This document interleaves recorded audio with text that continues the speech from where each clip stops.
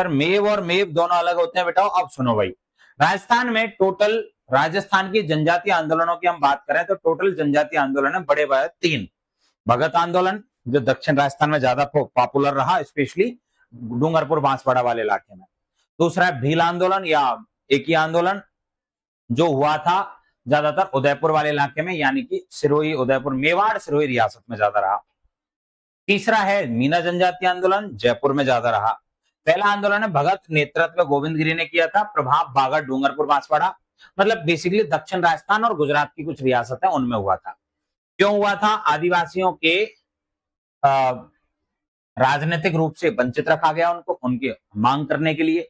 अनेक प्रकार की लाग बाग और भूराजस्व ज्यादा था, उनको खत्म करवाने के लिए या कम करवाने के लिए, और सामाजिक और राजनीतिक जन जागृति लाने के लिए भगत आंदोलन हुआ था। इसके लीड कौन थे? गोविंद गिरी, जिनके बारे में हमने पूरी डिटेल है। वही 1858 में जन्म है, बंजारा परिवार में जन्म हुआ है, बेड़सा डूंगरपुर में, शिष्य हैं धीर जी भगत, है ना, उपनाम है भगत जी।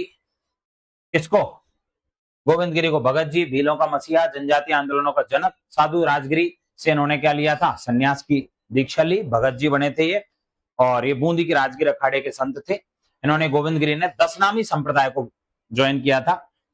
दयानंद सरस्वती से भी ये मिलते हैं, और उनसे ही प्रभावित होकर, उनके वचनों से प्रभावित होकर इन्होंने राजस्थान में, दक्षिण राजस्थान में आदिवासियों के कल्याण के लिए संत सभा की स्थापना की। लेकिन संत सभा की स्थापना के बारे में 1883 की जो डेट देता है वो केवल और केवल गोपीनाथ शर्मा कहता है। बाकी नॉर्मली इसकी डेट मानी जाती है 1903 या 1905, दोनों एक साथ आ जाए तो 5, अंतिम रूप से तो 5 है।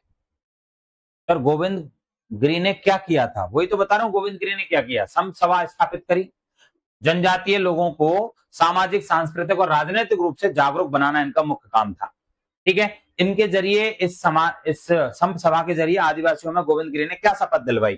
शराब नहीं पियोगे, मांस नहीं खाओगे, चोरी नहीं करोगे, रोज स्नान करोगे, माता पिता का सम्मान करोगे, उनके आदेश का पालन करोगे, ध्यान रखेंगे उनका, झूठी गवाही नहीं देंगे, ईश्वर में विश्वास करेंगे, आसपास के लोगों में तंत्र मंत्र का प्रयोग नहीं करेंगे, ठीक है, हत्या व व्यभिचार से दूर रहेंगे। गोविंद गिरी ने भीलों को संगठित कर संत सभा के वार्षिक अधिवेशन 1903 से चालू किया, यानी हर साल एक अधिवेशन होगा, 1903 से चालू हुए थे और 13 तक लगातार चले थे। ठीक है, अब यहां पे हम बात करें तो मानगढ़ पहाड़ी हत्याकांड। अब मानगढ़ पहाड़ी हत्याकांड कैसे होगा उससे पहले सुनो, संत सभा के नियम है, रोज पूजा करना, स्नान करना, हवन करना, ये पहला काम है। दूसरा, डकैती, चोरी, लूटमार, हत्या नहीं करना, गांव गांव में विद्यालय खोलना, स्वदेशी वस्त्रों का प्रयोग, पंचायतों में विवाद का निपटारा करना, सरकारी अदालतों में बहिष्कार करेंगे, बेगार, बलात्श्रम, बंधुआ मजदूरी, सागड़ी प्रथा का विरोध व निषेध, आदिवासियों की आर्थिक स्थिति को सुधारना। भीलों ने शराब छोड़ी जिससे बड़ी मात्रा में रियासतों का आर्थिक नुकसान है साहब। संत सभा के कारण राजस्थान, गुजरात, मध्य प्रदेश में बेगार, बलात्, बंधुआ मजदूरी, अधिक भूराजस्व के विरोध में अनेक रियासतों और ठिकानों में आंदोलन प्रारंभ हो गए थे साहब। ओके, फिर चलते हैं आगे नेक्स्ट पे। भगत पंथ, बेड़सा गांव डूंगरपुर में इसकी शुरुआत हुई थी, धूना स्थापित किया था गोविंद गिरी ने। बेसिकली गोविंद गिरी बहुत कम उम्र में ये बात समझा रहे थे लोगों को, युवावस्था में, लेकिन लोग समझ नहीं रहे थे। गोविंद गिरी की थोड़ी उम्र भी ढली और फिर उन्होंने धर्म का चोला पहना, क्योंकि धार्मिक व्यक्तित्व जो बात कहता है, भारत के लोग बहुत सीरियसली सुनते हैं। भले धार्मिक आदमी तो कल का ही लड़का हो, भले 10th में फेल हो गया है, पर वो अगर धर्म की बातें कर रहा है तो वो गुरु बाबा हो जाएंगे। अभी आपने देखा होगा दुनिया भर के विभिन्न धर्मों में बाबा घूम रहे हैं ऐसे, जिनको खुद कुछ नहीं आता भाई साहब, ढंग से नाक पहुंचना नहीं आया, लेकिन वो बाबा बन गए और लोगों को ज्ञान पेल रहे हैं। बैंकर वाला, वो खुद 10th में पास नहीं हो सकते, पर क्योंकि धर्म का चोगा पहन लिया, तो इन्होंने समझा कि यार मामला ठीक है, मैं बहुत अच्छी बात कह रहा हूं पर लोग सुन नहीं रहे मेरी बात। तो इन्होंने कहा पहले तो भगत पंथ ज्वाइन किया, मतलब भगत जी बने, फिर जाके एक धूना स्थापित किया, और फिर लोग सीरियसली सुन रहे थे। तो कहना तो उनको वही वाली बात थी जो कुछ दिन पहले कहने आए थे, 20 साल पहले। 1883 में भी वही बात कर रहे थे और 1903 में भी वही है, पर 1903 में लोग जुड़ गए बजाय धार्मिक भाव, और धर्म का भाव जैसे ही आया धोने रमाने लगे, और वो मंदिरों का विरोध भी किया था उन्होंने। मीठी गोली नहीं दी, मीठी गोली बेटा ऐसे ऑनलाइन मिलती है क्या? ऑफलाइन मिलती है मीठी गोली, है ना। अब सुनो, धूना भगत पंथ वही शुरुआत हो गई, गांव गांव में धूना स्थापित किए गए, उनकी सुरक्षा के लिए कोतवाल और भगत जी नियुक्त हुए। गांव के विवादों का निपटारा भगत जी करने लगे, आदिवासी संगठित और जागरूक होने लगे। मानगढ़ पहाड़ी हत्याकांड हुआ, वार्षिक अधिवेशन 17 नवंबर 1913 को यहाँ चल रहा था। एक्चुअल में ये अधिवेशन लंबा चला, जिसमें भीलों की कुछ मांगे थी। सरकार ने कहा कि हम इन पे विचार करेंगे, लेकिन अभी तुम इधर उधर जाओ। भील कह रहे थे कि हम मानगढ़ पहाड़ी तब छोड़ेंगे जब हमारी मांगे मान ली जाएंगी। तो भाई साहब सरकार ने 17 नवंबर को चला दी गोलियां, और गोलियां चली तो 1500 से ज्यादा भील मारे गए इसमें।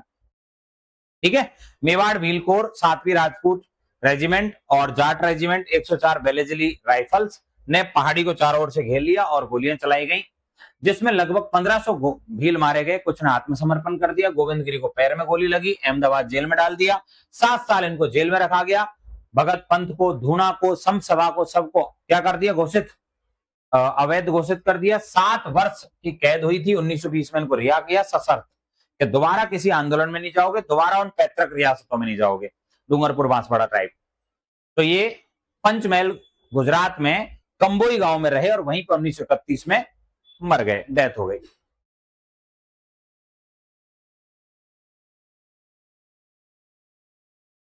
अच्छा, कोई बात नहीं, ऐसा डाउट तो पूछा करो, कोई प्रॉब्लम नहीं है, डाउट पूछने चाहिए।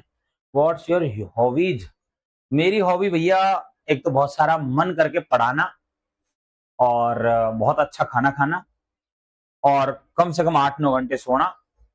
हाँ, और एक हॉबीज और हम कह सकते हैं कि मेरी हॉबीज है नेचर से थोड़ी बहुत जुड़ी हुई है, लाइक पेड़ वेड़ लगाता रहता हूं मैं, है ना। मुझे पेड़ों का संरक्षण बड़ा अच्छा पसंद है, पेड़ वेड़ लगाना। ठीक है, और तो मेरी हॉबी क्या है, और मैं शाम को रोज अपने काम से फ्री होके चाय पीने निकलता हूँ। मतलब रात को मुझे घूमना पसंद है बेसिकली, भले चाहे आधे घंटे के लिए निकलो, पर निकल के थोड़ा चाय पानी पी के आराम से सुकून में जीता हूँ। ठीक है, यही है हॉबीज। बाकी मैं कोई बड़ा चढ़ा के कोई हॉबी दूंगा नहीं ऐसी, बस, और तो कुछ खास है नहीं। बाकी अपने पढ़ाने से संबंधित अगर मुझे कुछ पढ़ना है तो उसको बड़े मैं सीरियस तरीके से पढ़ता हूँ। बेसिकली मेरा टारगेट ये है कि अपनी एजुकेशन फील्ड में और नेचर एनवायरनमेंट की फील्ड में कुछ बड़ा करके जाए, अच्छा करके जाए।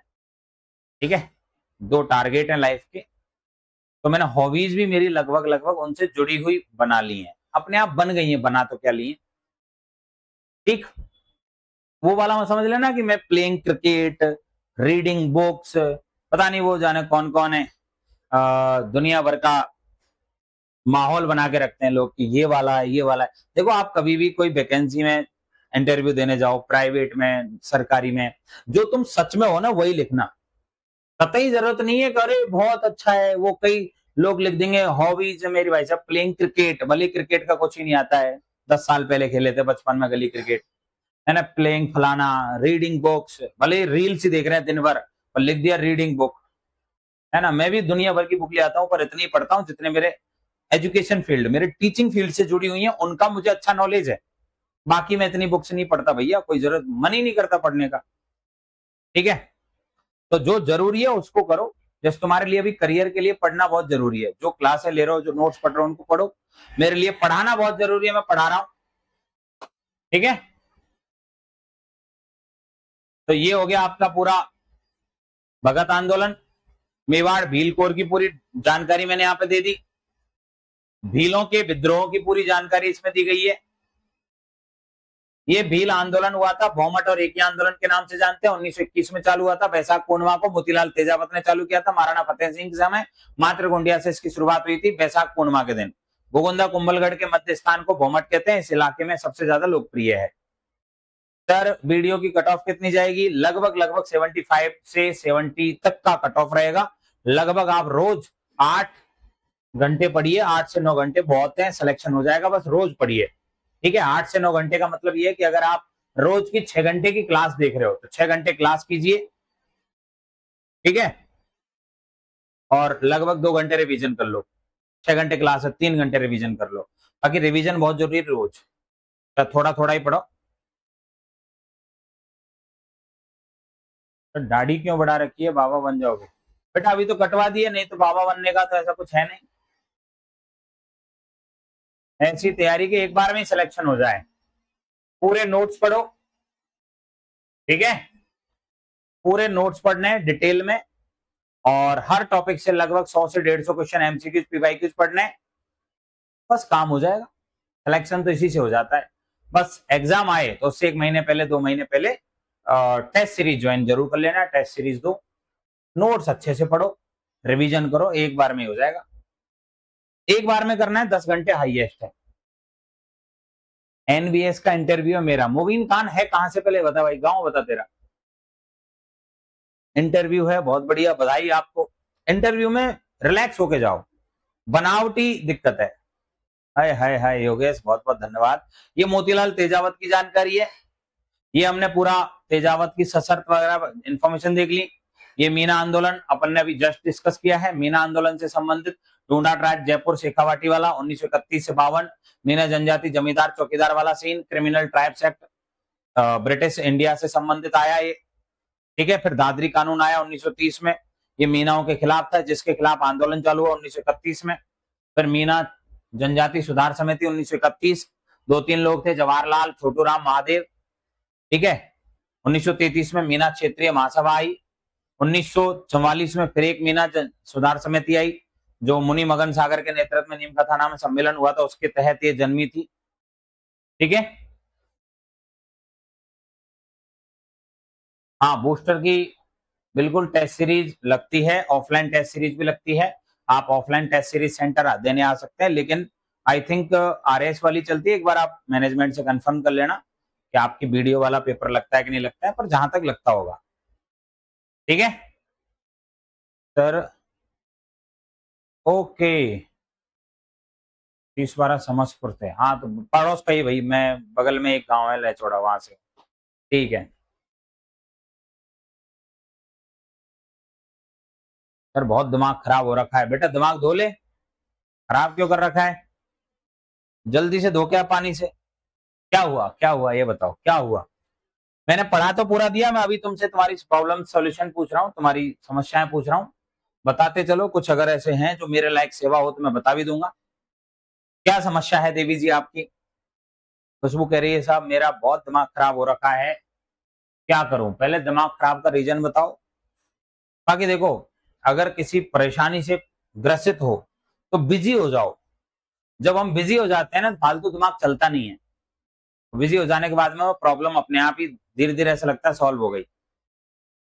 क्लास ड्यू है मेरी बहुत, पर इसमें दिमाग खराब करने की जरूरत क्या? दिमाग खराब मत करो, पढ़ो। ड्यू है तो आप रेगुलर जो क्लास लेते हो, मान लो 6 घंटे, तो आप 12 घंटे क्लास लो, बस ड्यू खत्म हो जाएगा। 1.5 की स्पीड पे देख लो, कोई टेंशन वाली बात नहीं है। आज नहीं तो कल हो जाएगा, कल नहीं तो परसों हो जाएगा, 10 दिन में खत्म हो जाएगा। इससे ज्यादा ड्यू क्या है? Sajid Khan, I am already pass air force exam last year. बधाई हो बंधु, बधाई हो। हवाई जहाज उड़ाओ। ठीक है भैया, आज के लिए इतना ही। बहुत बहुत धन्यवाद, नमस्कार, कल मिलते हैं।